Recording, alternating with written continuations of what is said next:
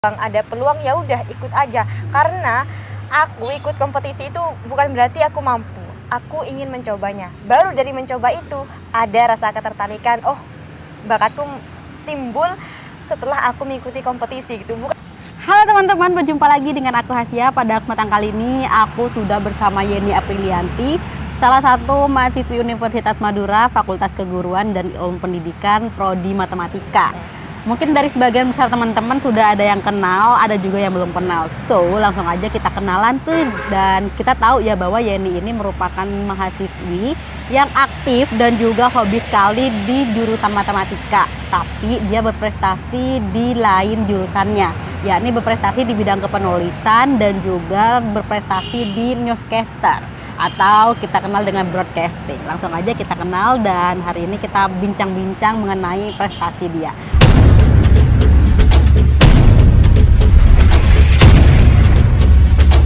Assalamualaikum warahmatullahi wabarakatuh, Yeni. Waalaikumsalam, Mbak. Apa kabar hari ini? Sehat dong. Mbak sendiri gimana? Oh, alhamdulillah sehat juga. Ini lagi cerah ya, otomatis semangat nih untuk memulai kisah hari ini. Nah, Yeni ini saya sudah pernah membaca beberapa profil juga, terus kemudian sudah membaca di koran juga. Yeni ini orangnya aktif di numerik ya, terus kemudian berprestasi di dunia kepenulisan dan juga broadcasting. Ini gimana nih ceritanya kok bisa Yeni dari matematika kemudian beralih haluan gitu? Kamu suka matematika sejak kapan sih? Ya, kalau bicara suka matematika itu pasti ada durasi atau jangka waktunya, betul, kan Mbak? betul. Ya. Jadi aku itu suka matematika tidak semata-mata sejak mengenyam bangku kuliah itu tidak suka matematika, malah dulu matematika itu kayaknya mata pelajaran yang menjadi musuhku gitu.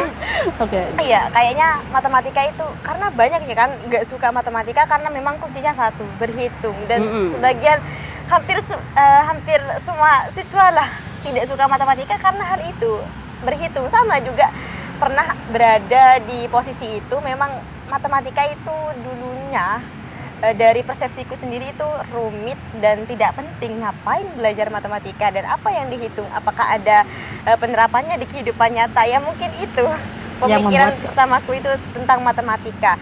Dan kemudian mindset seperti itu mulai berubah, dan semenjak semakin tinggi pendidikan yang kita nyam gitu kan ya, kayak semakin kita paham dan apa sih gunanya matematika itu, bahwa matematika itu bukan hanya tentang perhitungan tetapi juga tentang penalaran dan bagaimana cara kita itu bisa berpikir kritis untuk menganalisa dari lingkungan sekitar kita untuk diterapkan dengan menggunakan numerik itu. Dan hal itu juga mindset seperti itu lagi berubah ketika aku mulai duduk di bangku SMA. Nah, mungkin waktu pertama kali masuk SMA sih sama pemikirannya tetap masih seperti primitif itu. gitu Iya, ya? masih primitif itu tentang matematika. Dan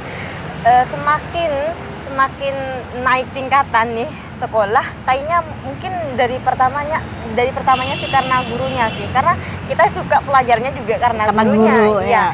Dan dari situ mau menginjak ke kelas 12 kayaknya sudah ada ketertarikan ke matematika gitu. Ternyata matematika itu kalau dipelajari lebih dalam gini ya, bukan hanya di luarnya saja kelihatannya rumit, karena itu hanya covernya yang rumit, angka-angka semua gitu ya. Karena justru matematika itu yang gampang itu kalau sudah angka, kalau baru yang pakai huruf itu yang baru rumit, jelimet, variabel gitu, pakai huruf semua itu yang ribet gitu. Kalau matematika sih memang berbau angka, tapi kalau kita sudah paham kayaknya itu mengerjakan semacam nulis, bagaimana kayak nulis seperti biasa gitu kayak ya. nulis diary itu hanya nulis. Kalau kita benar-benar paham bagaimana konsep dan cara penerapannya pada soal tersebut. Oh, jadi selama ini orang-orang merasa bahwa matematika itu sulit karena nggak paham konsep nih ya? Nggak paham konsep. Jadi sebenarnya matematika ini konsep, tapi selama ini jarang disadari gitu. Tapi pada akhirnya kenapa sih kamu memilih berprestasi ya di bidang kepenulisan sama di broadcasting? Di tengah jurusan kamu matematika gitu, kenapa kamu nggak ikut olimpiade matematika gitu? Ya, kayaknya terdengarnya memang tidak relevan gitu, jauh banget. Gimana nilai matematikanya di kompetisinya? Bahkan tidak pernah ikut di kompetisi matematika sama sekali. Nah, kalau tipikalku ini tidak menunggu orang nyuruh, tidak menunggu arahan dari dosen. Kamu harus ikut ini, ataupun arahan dari lingkungan relasi pertemananku atau dari orang tua lah. Tidak pernah menyuruh kamu harus ikut ini, harus ikut ini. Tapi bagaimana aku itu mencari peluang? Ada peluang ya udah ikut aja. Karena aku ikut kompetisi itu bukan berarti aku mampu. Aku ingin mencobanya. Baru dari mencoba itu ada rasa ketertarikan. Oh, bakatku timbul setelah aku mengikuti kompetisi gitu. Bukan serta-merta aku ikut broadcasting misalnya. Oh ya ini jago broadcasting, enggak. Justru itu broadcasting itu aku bakat seperti itu aku punya setelah aku ikut kompetisi gitu. Jadi akhirnya dosen-dosen tahu bahwa kamu punya bakat di sini karena kamu sering ikut kompetisi gini. Tapi sebelumnya kamu tahu nggak kalau kamu memang punya keahlian di bidang broadcasting sama dunia kepenulisan sebelum kamu ikut event? Sama sekali enggak sih, enggak pernah kepikiran bahwa bakatku itu bakal kecemplung di kepenulisan sama di dunia public speaking seperti news presenter gitu. Gambarannya ya udah kalau masuknya matematika ya udah aku mau belajar matematika gitu, tapi kayaknya kurang gimana gitu ya Kalau cuma di bidang matematika doang. Mahasiswa prodi matematika itu tugasnya ngitung-ngitung. Mungkin kalau dari mahasiswa lain buat apa kamu ngitung, coba kalau ini gimana gitu kan, kurang sreg lah. Nah, gimana biar tidak hanya kemampuan itu hanya di numerik, di matematikanya saja, yang lebih achieve lagi untuk mengambil peluang yang ada. Dan itu menjadi sebuah pengalaman kan bagiku sendiri bahwa sebagai mahasiswa prodi matematika tidak hanya harus pintar matematika, tetapi juga pintar-pintar cari peluang, dan itulah yang menjadi bakatku sekarang gitu. Jadi sampai sekarang kamu menggali lebih dalam nih tentang dunia kepenulisan. Sekarang kamu ikut kegiatan apa sih yang menunjang dunia kepenulisan kamu, terus dunia public speaking kamu tuh apa? Kalau dari kepenulisan itu memang dari SMA ya, Mbak. Oh, jadi memang udah ada basic gitu iya, ya? dari SMA itu memang ada dorongan dari guru pembimbing, karena itu dulu juga pernah ikut semacam ekstrakurikuler tentang karya ilmiah gitu. Jadi kebawa sampai sekarang. Nah, bagaimana sekarang aku itu bisa mengembangkan apa yang aku pernah dapatkan di SMA. Salah satunya itu di sini aku bergabung di UKM ya? Lembaga Pers Mahasiswa. Nah, di situ mungkin basicnya agak beda. Dulu kalau di SMA itu kepenulisan kayak semacam karya tulis dan esai, dan di LPM Semesta ini lebih ke berita dan kebetulan lebih jurnalistiknya ya, lebih jurnalistik. Nah, kebetulan itu kan di sana juga dipelajari tentang bagaimana menjadi reporter, langsung live report itu kan juga mengasah kemampuanku di bidang news presenting. Tapi akhirnya kamu makin tertarik nggak sih untuk memperdalam dunia jurnalistik? Makin dong, karena semakin adanya dari wadah lembaga pers mahasiswa ini kayaknya semakin menjadi support sendirilah bagiku untuk lebih mengembangkan bakat yang aku punya sekarang. Tapi ketika kamu sudah berada di posisi saat ini, ada nggak sih titik-titik yang membuat kamu jenuh gitu dengan segala rutinitas matematika gitu? Kalau rasa jenuh pasti ada, karena air pun ada titik jenuhnya, apalagi kita sebagai manusia gitu ya. Tapi kamu apa yang kamu lakukan untuk keluar dari zona itu? Ya, memang kalau bicara keluar dari zona itu, aku itu sih lebih memaksimalkan di weekday-nya. Kalau misalnya di hari weekend, teman-teman itu memang kebanyakan yang healing, refreshing. Bukan teman-teman sih, kadang kita Diri juga loh ya. Healing gitu.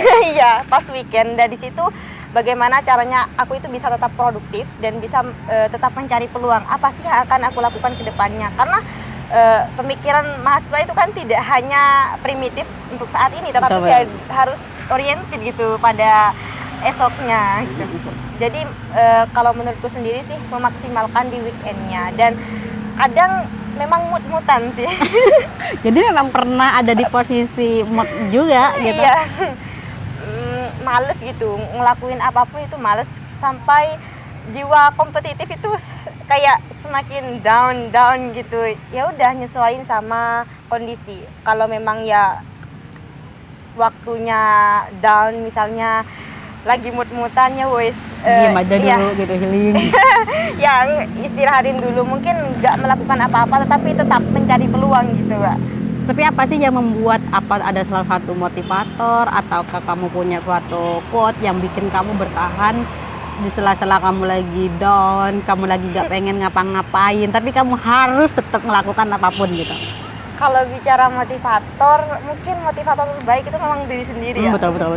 Dan memang setiap orang itu punya moto, termasuk aku sendiri, bahwa aku itu menuliskan motoku be a winner, be a leader. Mungkin kalau pandangan orang-orang kok arogan banget sih, jadilah pemenang, jadilah pemimpin gitu, kayak sombong, arogan itu. Padahal kalau kita lihat dari maknanya, dari sudut pandangku, aku itu pengen menjadi pemenang bukan di setiap kompetisi maupun event perlombaan, tetapi bagaimana aku itu bisa menjadi pemenang di atas rasa malasku sendiri, Mbak. Dan juga jadi musuhnya dirimu sendiri ya. Benar.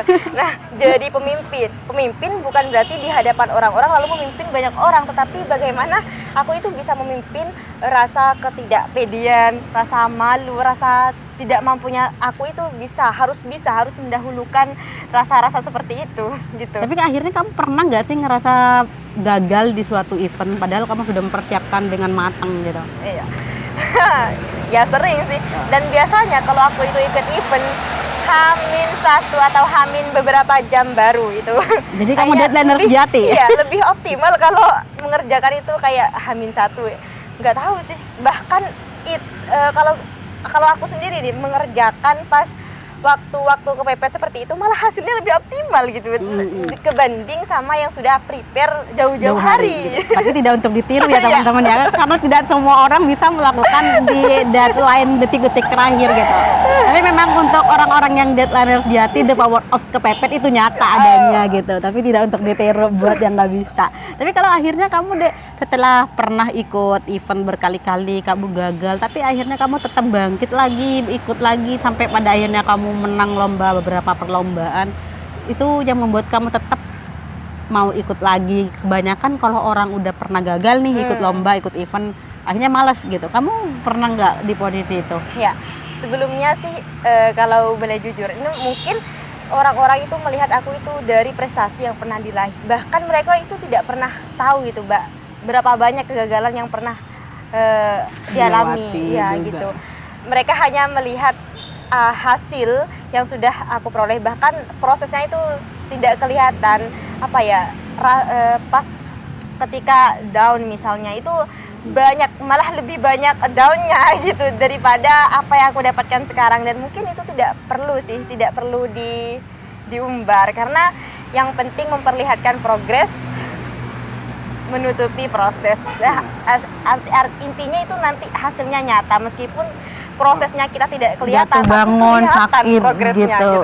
Tapi itu akan menjadi suatu yang bernilai untuk orang lain ditiru gitu kan. Kalau misalnya apalagi kamu seorang guru, calon guru dibubu dan ditiru gitu. Nah pada akhirnya kalau kamu sudah di posisi pengen banget gitu untuk gak ngapa-ngapain, yang kamu lakukan apa? Tetap cari event yang bikin kamu moodnya naik atau seperti apa deh? Kalau memang sudah mood banget nih, kalau memang tidak ada deadline, ya wes taruh diam ya, melakukan apa yang bisa menyembuhkan mood aku ini, misalnya dari hobi gitu. Kebetulan aku juga hobi menggambar gitu, Mbak, lukis-lukis, jauh lagi sama dunia matematika. Ya, jadi lebih ke situ sih, lebih sebenarnya yang ditonjolkan dalam diri kamu tuh lebih ke jiwa seni ya sebenarnya. Iya sih sebenarnya. Malah dulu ada embel-embel pengen masuk seni rupa. Terus ada salah satu guru yang bilang, jangan masuk seni, gila itu orang seni. Oh takut gila gitu kan. Akhirnya kamu ngambil jurusan matematika. Tapi ada nggak sih dari dosen-dosen yang mengira bahwa kamu jurusan bahasa Indonesia gitu? Banyak. Karena juga aku itu suka di public speaking-nya, kayaknya iya memang banyak yang anggap bahwa aku itu dari mahasiswa bahasa Indonesia. Gak kelihatan ini anak matematikanya di mana gitu, bahkan gak nyangka gitu, oh kamu anak matematika gitu. Dikiranya anak bahasa Indonesia gitu. Dosen-dosen yang tahu pada akhirnya kalau kamu jurusan matematika gimana tuh? Dari pamflet sih. Jadi awal-awal memang mereka nggak nyangka nih kalau kamu jurusan matematika. Iya, pernah ikut misal di kajian itu kan juga ada sesi-sesi misal sharing Tanya atau jawab, tanya jawab. Dikiranya itu dari prodi bahasa Indonesia ya Mbak ya, dari anak bahasa Indo ya kok gitu. Oh bukan gitu. Nggak nonjolin matematikanya justru. Tapi dari situ pelajaran apa sih yang bisa kamu ambil hikmah gitu dari jurusanmu matematika, terus kemudian kamu pindah haluan ke dunia kepenulisan, dunia broadcasting yang membuat kamu sampai sekarang akhirnya tahu nih bahwa bakatmu ternyata ada di dunia kepenulisan sama broadcasting. Gini, kalau kita berproses tuh kayaknya jangan nanggung-nanggung sih.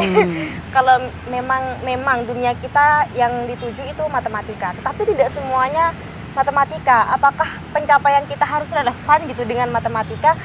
Justru banyak peluang yang tidak kita ambil. Kenapa kita harus seprimitif ini? Kenapa kita harus hanya punya satu kemampuan? Kalau kita lebih aware lagi, bisa punya pengalaman lebih dan punya kemampuan yang lebih, itu kan juga salah satu bekal lah buat kita itu, Mbak. Jadi memang untuk kamu menerapkan prinsip di mana ada peluang ya udah ambil aja gitu, ambil gitu meskipun di luar, bukan di bidang itu dan bahkan tidak tahu sama sekali bidang yang diikuti. Meskipun kamu nggak tahu, apa yang nggak melakukan? Misal kamu nggak tahu bidang ini tapi kamu kayak ini peluang loh, aku harus gitu. Cari tahu, karena kalau aku sudah niatin nih kepo dan pengen ikutlah di situ, langsung apa ya, cari modal lah untuk ikut di kompetisi itu. Nah, apalagi walaupun cewek ya. aku tidak punya bekal sama sekali gitu. Daya keponya cewek, kalau udah kepo ke dalam-dalamnya ditelusuri gitu ya. Media sosial juga berperan banget untuk menunjang aku sekarang lah, karena media sosial itu tidak hanya untuk media eksistensi terus, tetapi justru edukasi itu banyak kita dapatkan di media sosial, bukan di platform-platform yang formal gitu. Justru media sosial yang semestinya itu memberikan peluang yang banyak sih buat kita, tapi kita itu kurang bisa memanfaatkan peluang itu. Jadi kamu ikut event itu semua informasinya kamu dapat dari media sosial? Media sosial dan juga teman lah, karena mungkin dia taunya sering gitu ikutan seperti itu, jadi Yen ikut aja gitu. Jadi teman-teman juga Yen ikut aja, mereka nggak ngambil peluang juga gitu? Ya kadang ngajak tapi mereka cuma nyuruh doang nih? Enggak sih. Ya mereka kadang bukan mereka sih, menyesuaikan. Misal di public speaking, kamu ikut ini aja nih, kayaknya relevan sama kemampuan kamu gitu.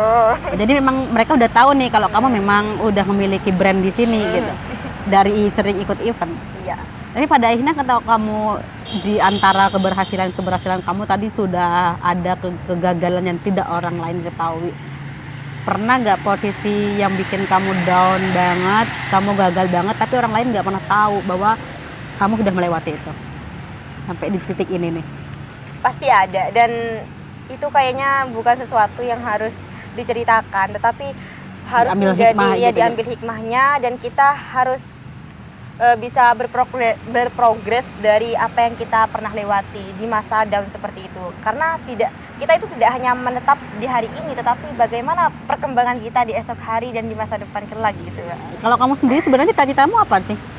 Karena aku tuh tertarik ngajar sih, jadi guru ngajari, ya. Gitu ya. Tapi kayaknya pas masuk matematika, setelah tahu dunia seperti ini, broadcasting juga. Ya, kayaknya cita-cita itu kayaknya bukan hanya satu, malah banyak, beribu-ribu. Tapi nggak apa-apa kan, multitasking, kita nggak harus jadi seorang guru, kan juga bisa jadi seorang penulis juga gitu. Tapi pada akhirnya yang ingin kamu kembangkan apa sih? Yang ingin kamu brand dalam diri kamu? Matematika sudah, kepenulisan sama broadcasting. Kalau bisa semua ngapain satu? Keren. Jadi kamu prinsipnya kalau bisa semua kenapa harus satu gitu. Tapi akhirnya kamu memperdalam di situ. Iya, pastinya. Semua yang kayaknya semua itu pengen aku achieve loh, Mbak. Kayaknya dunia ini, misalnya di news presenter gitu, kayaknya pengen lebih bagus lagi. Iya kan, karena semakin ke depan kompetitor kita itu semakin banyak, dan aku itu sebenarnya bukan kuliah, bukan ditugaskan untuk berkompetisi, tetapi bagaimana aku itu bisa punya pengalaman, punya modal dari kuliah ini untuk aku menjadi bekalku lah di masa depan nanti gitu. Tapi yang saat ini nih, setelah kamu tahu, dosen-dosen juga tahu bahwa kamu brandnya di sini gitu, yang kamu rasakan sekarang yang paling menonjol di antara matematika, penulisan, broadcasting apa deh? Broadcasting. Broadcasting. Iya, news presenter kadang terutama di kakak tingkat di matematika itu sering ngeledek gitu. Kalau selama siang gitu logatnya gitu. Jadi memang mereka udah hafal banget nih sama logatmu. Kadang diejek-ejekin soal itu. Jangan gitu ya, jangan suara presenter ya gitu. Kalau presentasi gitu. Tapi akhirnya itu kan yang membuat kamu memiliki nilai gitu. Oh ini ciri khasmu. Kalau ketemu dia ini lagi presenter, oh dengan suaranya aja kamu bisa menjual gitu. Bahwa ini loh jadi ciri khasmu. Gitu. Kamu sendiri pengennya itu suatu saat nanti pengen ke TV, lanjut ke dunia pertelevisian jika punya peluang, kan pasti banyak peluang ya untuk masuk ke dunia televisi, atau kamu sendiri yang bikin media kayak punya mata najwa gitu. Niatmu kemana, atau kamu memang memiliki keinginan untuk berkarir di dunia televisi atau menciptakan media sendiri? Progresmu ke depan menciptakan sendiri. Jadi teman-teman kalau misalnya nanti dia sudah bikin media sendiri, dia sudah aktif, nanti kita bisa kunjungi rame-rame. Ini kan jangka panjang gitu. Kita bisa kunjungi rame-rame, dukung dia untuk jadi seorang news presenter yang handal gitu. Jadi untuk sementara dia fokusnya di matematika, karena dia memang jurusan matematika. Terus kemudian dunia kepenulisan. Yang paling susah di dunia kepenulisan apa nih yang sudah kamu lewati?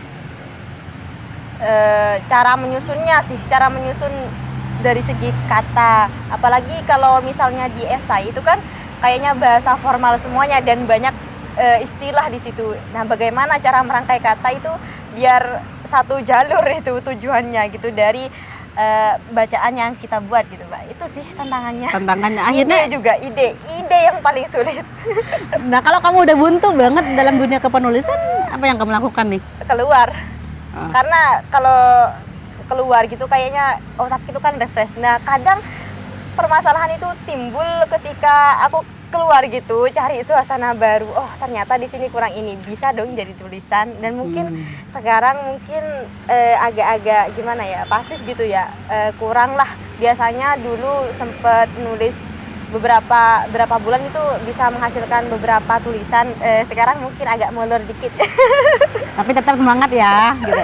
Tapi kayaknya Adek pernah saya baca ikut event, terus kemudian kayak menciptakan produk hand sanitizer gitu. Oh iya. Iya nggak sih? Iya.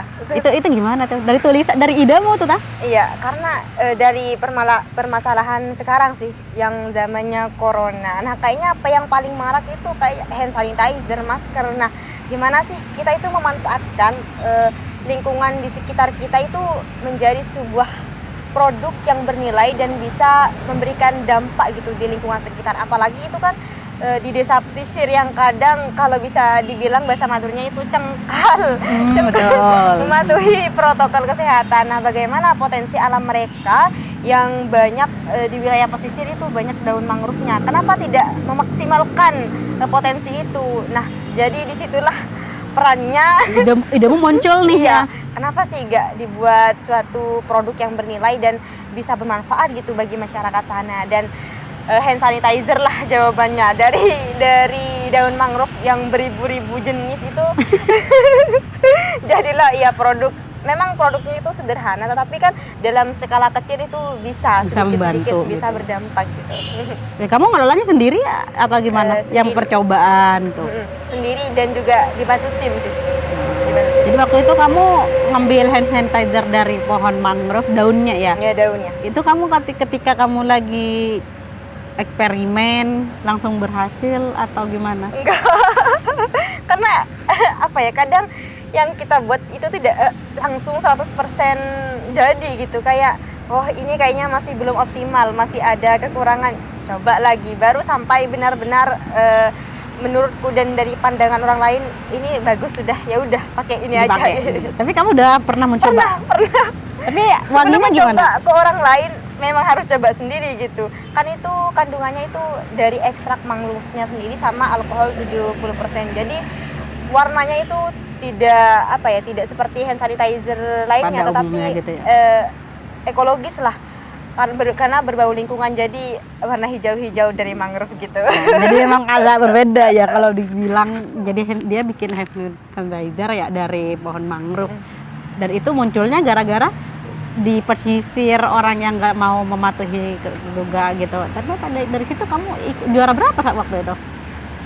Juara 1. Ya, juara 1. Justru iya, pas waktu di final presentasi produk itu, bahkan dari pihak sana yang mengadakan lombanya mengajak mitra gitu, kerjasama gimana kalau kampus ini collab aja buat mengembangkan hand sanitizermu, dan mungkin itu menjadi PR buat kamu ya. Iya. Akhirnya gimana, diambil nggak nih peluang itu? Masih belum, karena kekurangan personil juga. Ya, tapi kurasa itu bagus deh untuk dilanjutkan. Barangkali nanti jadi program kreativitas mahasiswa ya. Kamu kan sekarang ikut. Dikembangkan nggak nih? Ikut. Dikembangkan nggak nih atau bikin lain? Cari produk lain. Tapi lebih baik dikembangkan. Barangkali itu kan juga membantu masyarakat gitu, pemberdayaan masyarakat juga. Jadi kalau kamu sudah bikin produk saat ini, bikin PKM baru, barangkali ini diikutkan gitu. Pertama kan peluangnya sudah ada nih untuk kerjasama. Ini kayaknya bagus nih, dicoba aja gitu. Dari situ kamu sudah punya pandangan kalau hand sanitizer ala-ala kamu ini berpeluang nih gitu kan. Dan ini dalam jangka panjang, nggak hanya meskipun nggak ada COVID, kan ini juga bermanfaat buat bakteri kan. Juga harganya itu kan juga ekonomis karena tidak memerlukan seperti bahan-bahan hand sanitizer pada umumnya, karena kita memang yang ditonjolkan mangrove-nya gitu. Tapi setelah itu kamu sekarang nih ya, setelah kamu sudah dapat juara dari dunia kepenulisan, yang membuat kamu candu dengan dunia kepenulisan sebenarnya apa sih, Dek? Yang membuat candu, kadang candu itu kadang abstrak juga sih. Rasa candu kalau di dunia kepenulisan itu sebenarnya aku itu tidak terlalu suka nulis, tapi iya, tergantung deadline sih. Justru tulisan itu bagus tergantung deadline juga. Jadi memang kamu nulisnya bergantung deadline sama mood. Jadi ceritanya kamu kalau nggak ditekan untuk nulis nggak bisa. Kadang harus buat schedule dulu sih. Meskipun tidak ada pihak yang menyuruh gitu, harus ada schedule. Pokoknya dalam sebulan harus tercipta ini, buat ini gitu. Jadi kayak targetnya jelas gitu. Jadi kalau kamu sudah punya target seperti itu, apapun kendalanya kamu bakal melanjutkan. Iya, siap dong. Karena harus dipertanggungjawabkan, ada konsekuensinya itu. Kalau nggak selesai, jadi kamu sistem punishment dengan dirimu sendiri. Jadi ini ya yang dimaksud real, jadi pemimpin diri sendiri dan jadi pemenang untuk diri sendiri gitu. Jadi kalau kamu sendiri ada nggak sih tips ala-ala kamu bisa aktif di semua kegiatan, dalam artian kamu matematika oke, di luar jurusan kamu untuk berprestasi, ada nggak sih tips dari kamu nih untuk teman-teman, terutama adik-adik calon mahasiswa baru? Kalau tips dari aku sih, yang pertama itu memang rasa malas sih. Rasa malas itu ada di mana-mana dan selalu dalam diri kita gitu. Kadang mungkin kebanyakan teman-teman itu menganggap aku itu sibuk banget gitu, padahal aku itu orangnya malas banget gitu. Tapi jadi kamu nggak berhasil kan untuk tidak jadi mindset yang menampakkan. pertama harus diubah itu memang rasa malas. Gimana rasa malas kita itu bisa produktif gitu. Caranya ya sesuaiin apakah kita mampu, apa yang bisa kita hasilkan dari rasa malas itu. Karena rasa malas jika hanya rebahan toh itu tidak menghasilkan apa-apa. Beneran, justru malah gaya gravitasi kasur makin kuat. Nulis diary pun itu juga menghilangkan malas, tapi ada hasilnya gitu. Beda antara malas dengan produktif. Malas tetapi membuahkan hasil. Jadi kamu mau memanfaatkan rasa malas menjadi sesuatu yang menghasilkan. Jadi untuk teman-teman, jadikan rasa malas sebagai sumber keproduktifan, biar yang namanya gaya gravitasi kasur nggak makin kuat gitu ya. Dan untuk hari ini terima kasih banyak Dek Yeni sudah menemani aku untuk sharing-sharing pada kesempatan kali ini. Saya terima kasih. Kita bersua lagi di lain kesempatan. Saya Hasya dan Yeni pamit undur diri. Assalamualaikum warahmatullahi wabarakatuh. Bye.